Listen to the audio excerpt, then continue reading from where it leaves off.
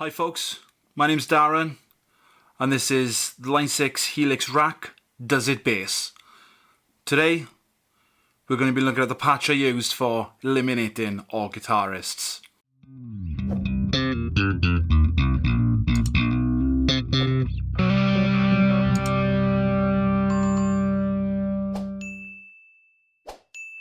Okay, I just want to jump in here really quick and say, Jason Sadites, thank you so much for mentioning the channel in your rebuttal to my rebuttal of that comment someone left in your video.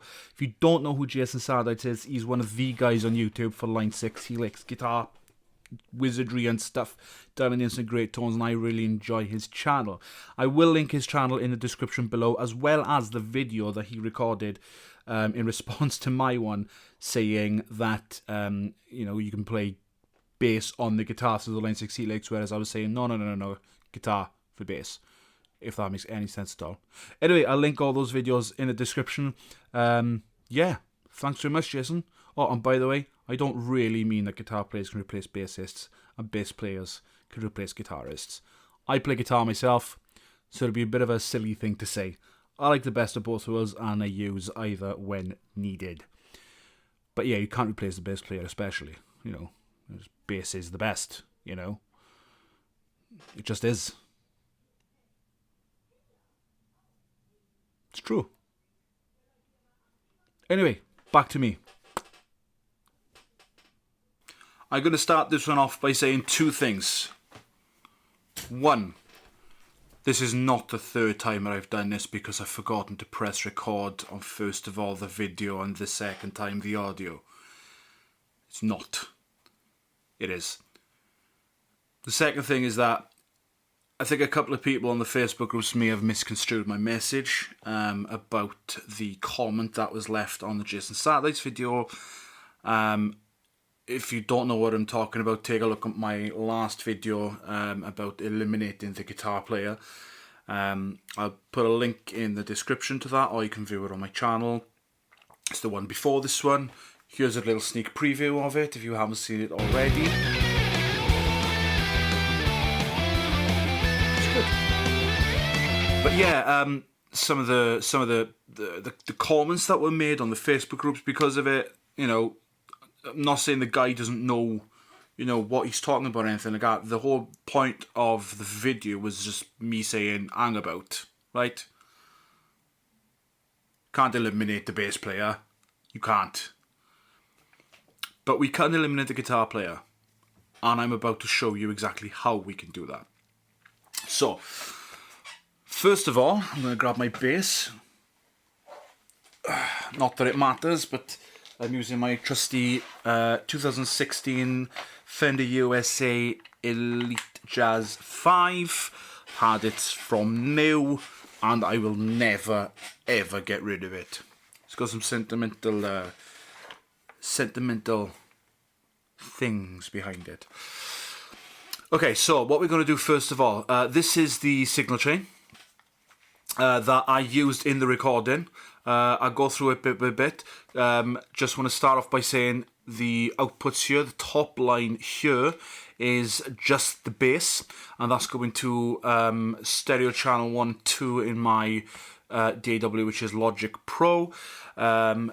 This path here is just my pitch change going down to here, where we split it for the guitar paths.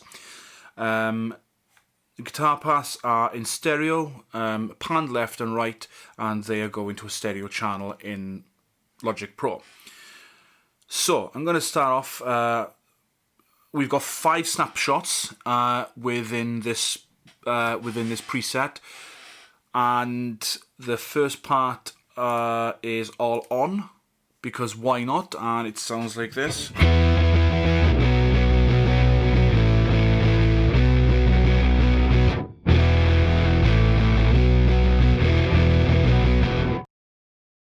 So yeah, as you can probably hear, that was the sound I used yesterday in the last video. It's a clean bass and 2 different guitar amps, but I've managed to create a power chord, a first, a fifth, and an octave around that first note.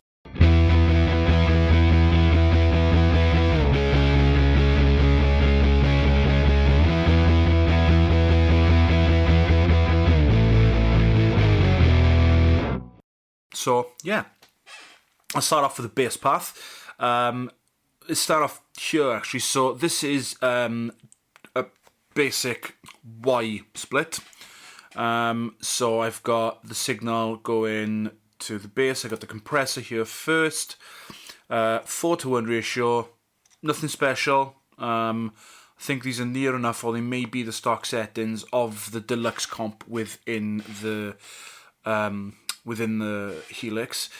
Next up, I got an Ampeg SVT4 Pro and an SVT810E.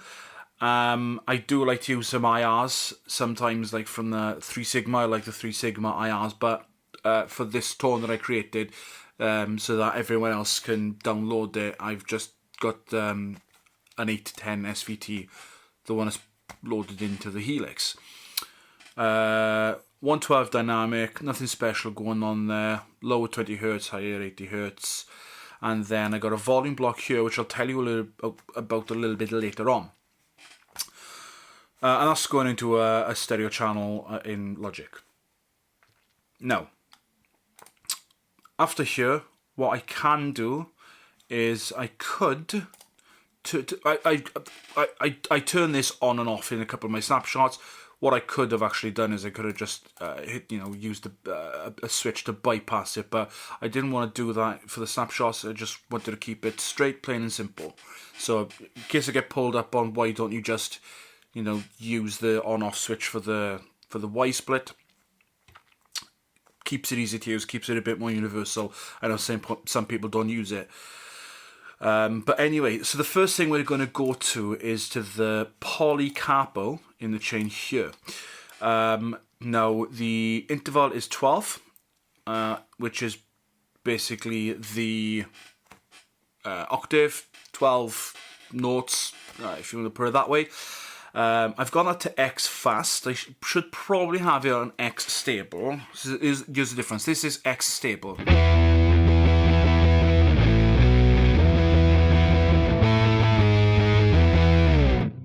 And this is X fast.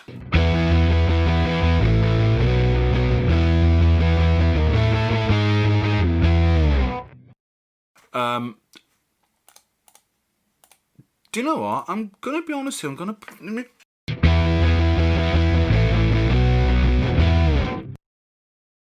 me put an X stable. Do you know what? I'm going to keep it on X. I'm going to keep it on X stable for this one, and I'll tell you why. So I'm basically changing my own preset as I'm going along. Because we're trying to emulate a couple of guitars and the bass, if we have it on X fast, that means that it's gonna, the pitch shifting is going to be straight up. It's there, no latency. But what happens is it has a bit of a wobble to the sound of it. Whereas X stable, it's not as fast in picking up the tracking, but it sounds better, if you ask me.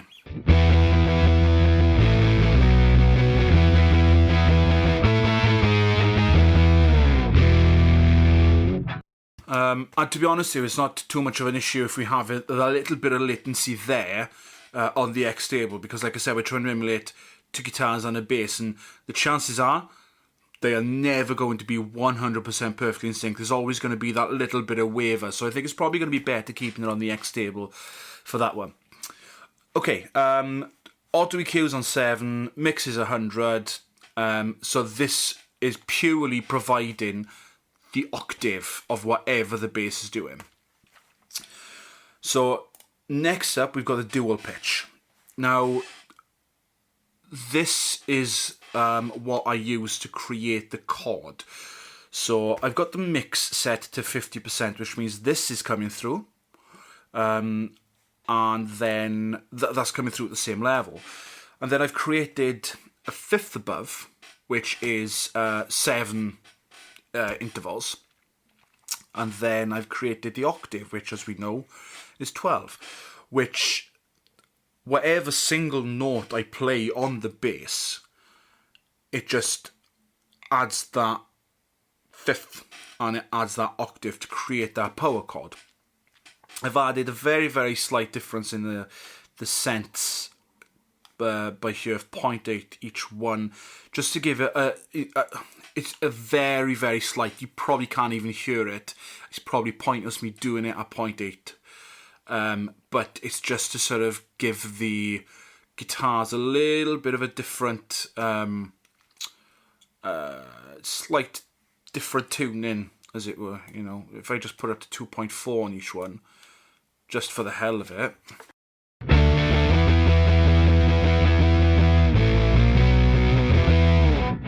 So yeah, you see there, I can hear it is ever so slightly out. But, you know, we like that because, like I said, we're emulating a guitar, and a guitar and a bass, in my experience, are never going to be exactly 100% all the time in tune when they're doing runs and chords. There's always going to be that very slight waver there, which is why I've done that. But I keep it at 0.8 just for, this is the preset that I've created, even though I did change it a couple of minutes ago. Yeah, so I've taken the level to about 8 on the 5th and to 6.6 on the octave.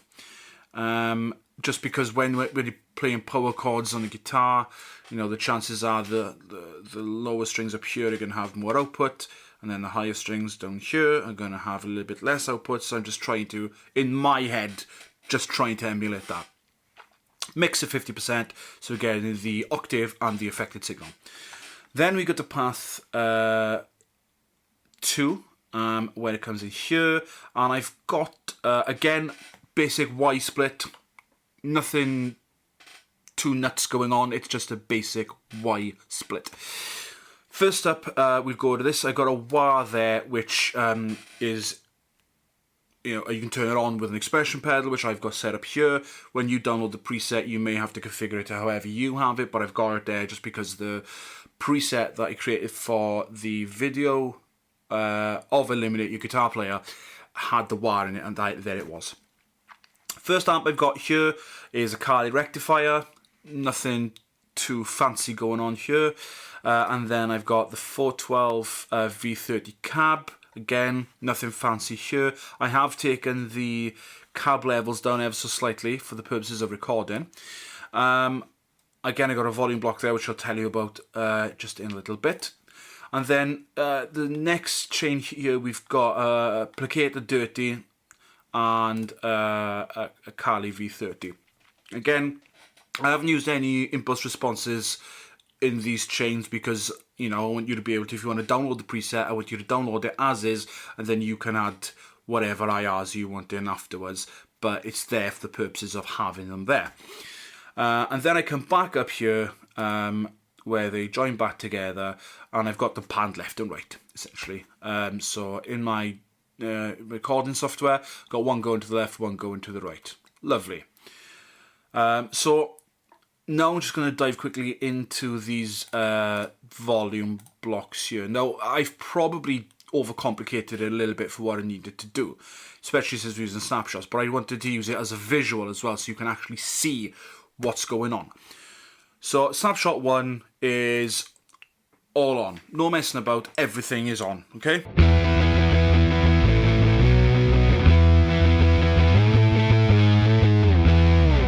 Cool. Snapshot 2, just the bass.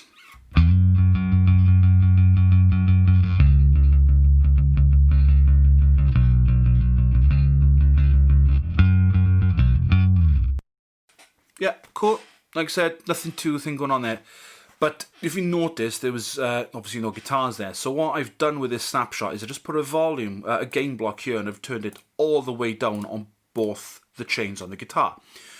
So we've just got the bass. So if you are sort of, you know, wanting to, I don't know, jam along and play at home, you know, you got that option of saying, right, okay, turn the guitars off.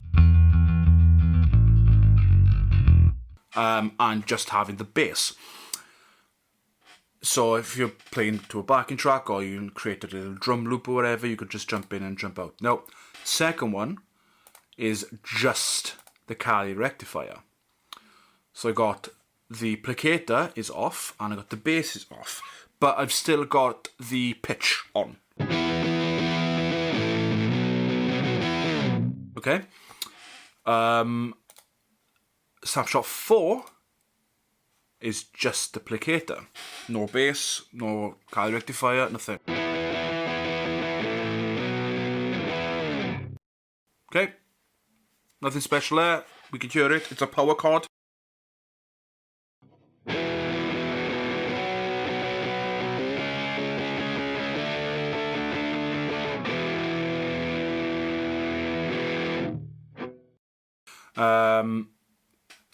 Now, Snapshot 5, all off, nothing. Just because it's, it's nice to have a mute there. I probably could have used the expression and set up the expression to mute it all, but I've done it this way because it's a good visual as well to basically say, oh look, they're all off. Okay, and I have absolutely no idea why the wah has turned itself on there, so I'm just going to turn that off for you. So I'm going to go back to all on, and I'm just going to demonstrate one of the foot switches that I've added in to this. So I'm going to turn on here, I'm going to go to my Helix control, which you're not going to be able to see, but hopefully you'll see the visual on the screen here. So you can see that the pitch is turning on and off, okay? If you're riffing, if you're doing like any sort of heavy music and you're riffing, okay? If I put the chords on and you're doing a riff, you're not going to hear, but you don't riff in power chords, you know what I mean? You don't go.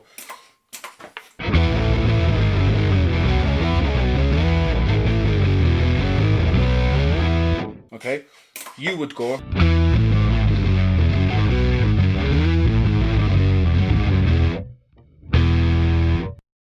But then the power chord is there. Now, all you're doing is turning the chord off on the dual pitch. It's still there, but when you turn that off, you're just getting a single note, okay? One of the other things you could do, which I haven't done because it's not my preference, is you could actually turn it to let's have a look. You could turn it to momentary. It's in latch at the minute, but if you turn it to momentary, okay, just done this the wrong way around. Okay, so everything's on.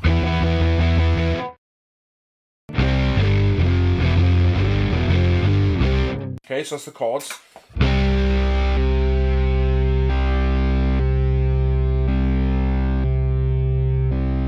So if I'm doing my chords.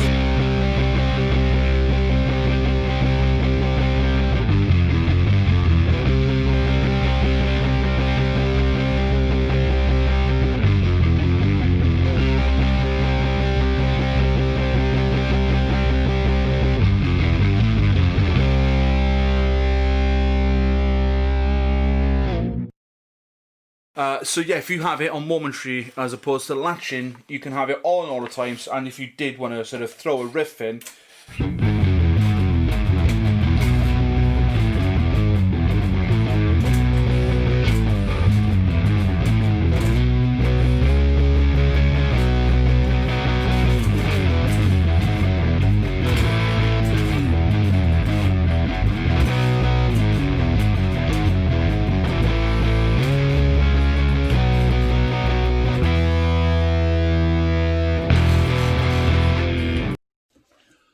so yeah, you can have it like that if you want. Like I said, I prefer it as latching, and I'll switch it on and off as I want to. You can also assign expression pedal to turn it on and off. In terms of latching or momentary, it's entirely up to yourselves. The preset will be there for you to do what you want with it. So yeah, that's the patch I used on the Eliminate Your Guitar Player video. It's nothing too complicated, nothing special. Anyone could do this, you know, but it's now, by doing this, it's out there. And that's the whole point of this channel. That's the whole point of what I'm trying to do, is I'm just trying to get it all out there. When I was learning the Helix and was looking at it, whether I wanted to buy it or not, there wasn't an awful lot online for bass players and the sort of stuff you can do and all the fun stuff. Guitarists are always having all the fun. Let's get some bass fun on there. And yeah, I think this is another successful test as to whether the Helix can bass. it can definitely bass. You know, I think we've just proven it then. It can bass and guitar at the same time, obviously. Now, these sounds do sound better in the context of a mix, as I've said. It can sound a little weird, it can sound a little, I don't know, like I said earlier on, MIDI when you're not using it in a mix. But it's a bit of fun. It's a good laugh to play with. Would I recommend actually recording with these sort of sounds? No, I wouldn't. You know, that's why I've got a guitar over there. Would I recommend doing it live? Yeah, I would. If you're a two-piece band, you know, you got a bass and drums, this could work great. If you're in a three-piece band and your guitar player wants to rip up a solo, you as a bass player can turn on this patch, and you are filling in those gaps. As long as you don't go nuts and, you know, do a really complicated bass line that, bear in mind, there's obviously a power chord in there. That'll sound weird with power chords all over the place. And you're just doing, you know, your straight bass line, then it's not going to be an issue whatsoever. And it could really, really work to your band's advantage, you know, that you've got that ability to fill in that gap. Me personally, I don't like three-piece bands where they don't have that gap filled when the guitar player goes off on one. So for me, using that would be brilliant. If I was playing in a three-piece band right now, I'd be doing that constantly.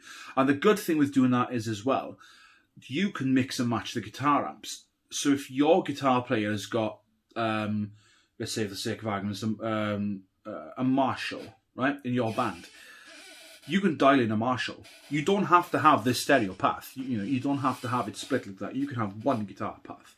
And then what you can actually do is you can add effects onto it. You can add your reverb. So you could delete, you know, that. You could delete that. You could delete that. Get rid of that chain altogether.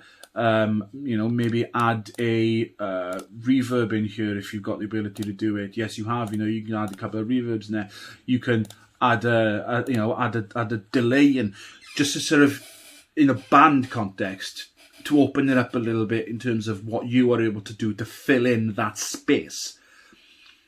So yeah, there's loads of different possibilities. Like I said, you can actually match, if your guitar player has got a Marshall style amp, well, you know, you can grab a Marshall style amp from here. You can go, you know, one of the Brit J45s, Brit Trem, Brit Plexis, and then you could be filling in a gap with a similar tone to what he's been playing with for the entire set. Again, to me, that's one of the better uses for this sort of patch. But again, it's me, it's personal. It's not something that I expect everyone to like. I'm probably going to get, you know, a couple of comments about the patch. You know, people don't like it. Why am I doing it? Blah, blah, blah, blah, blah. And to be honest, I'm doing it because I enjoy it and I like it. And I like playing with the Helix like this, you know, and thinking, oh, I could use that in a live situation. I could use that in a live situation. I could do this here. I could do this here. It's there to be used, and by God, I'm gonna use it, which I do. So yeah, hopefully you guys have enjoyed this.